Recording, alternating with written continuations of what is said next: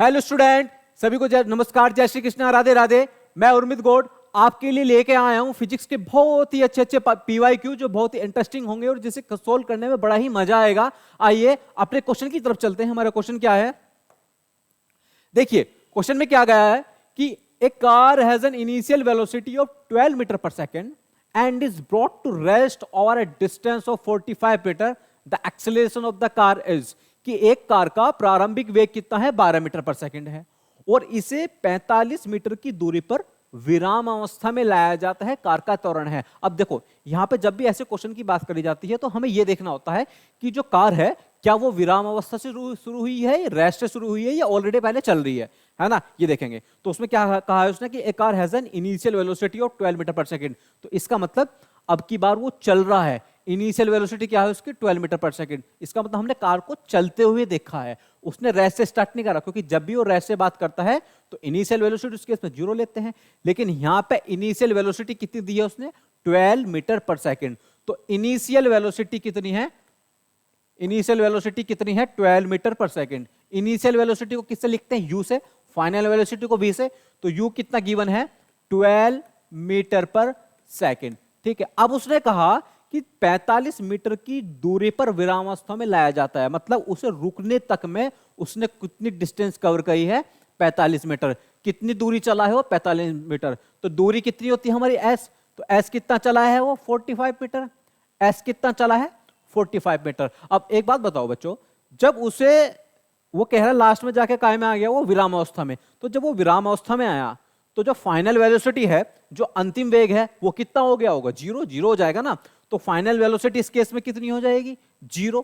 तो क्वेश्चन में क्या गिवन है, जब भी न्यूमेरिकल आप सोल्व करते हैं तो क्वेश्चन को ध्यान से पढ़िए कि क्वेश्चन में ना वो पूछ क्या रहा है और उसमें गिवन क्या है, क्योंकि वैल्यू दे रखी होती है उसने। जैसे यहां पे उसने कहा कि प्रारंभिक वेग, इनिशियल वेलोसिटी कितनी है, 12 मीटर पर सेकंड है और इनिशियल वेलोसिटी को u से लिखते हैं। डिस्टेंस कितना है, 45 मीटर, और डिस्टेंस को किससे लिखते हैं, s से लिखते हैं। फाइनल वेलोसिटी 0 हो जाएगी, क्योंकि जब बॉडी जाकर रुक जाएगी, रेस्ट में आ जाएगी, तो फाइनल वेलोसिटी, अंतिम वेग, उस केस में क्या हो जाएगा, 0 हो जाएगा। 0 हो गया। निकालना क्या है, कार का त्वरण, एक्सेलरेशन बताना है कि एक्सेलरेशन कितना हुआ है। अब बच्चों हमने पढ़ी है 3 इक्वेशन मोशन की। First equation v is equal to u plus at, second equation s is equal to ut plus half at square. But time तो बच्चों है ही नहीं इसमें, तो हम क्या करेंगे, हमारे पास थर्ड इक्वेशन है कौन सी, v square is equal to u square plus 2as। Okay, आइए वैल्यू पुट करेंगे इक्वेशन में। v स्क्वायर, v कितना है, 0 का स्क्वायर, u कितना है, 12 का स्क्वायर प्लस 2 इंटू ए हमें निकालना है और डिस्टेंस कितनी है, 45 मीटर। ये तो बच्चे 0 हो जाएगा। 12 का स्क्वायर कितना हो जाएगा, 144, ये कितना हो जाएगा, 90a। 45 टू जा 90a। अब देखिए 90a को मैं इधर लेके आऊंगा तो ये माइनस हो जाएगा, तो कितना हो जाएगा, 90 minus 90a is equal to कितना हो जाएगा, ये 144। 90 को नीचे लेके जाऊंगा तो a इज इक्वल टू कितना हो जाएगा, माइनस 144 अपॉन 90। ठीक है, और जब बच्चों आप इसे डिवाइड करेंगे तो आपका आंसर आएगा कितना, minus 1.6 metre per second square. क्या आंसर आएगा आपका, minus 1.6 metre per second square. एक बार दोबारा फिर बता देता हूं, यू भी मेरे पास था, एस बी वी भी एक्सेलरेशन निकालना था।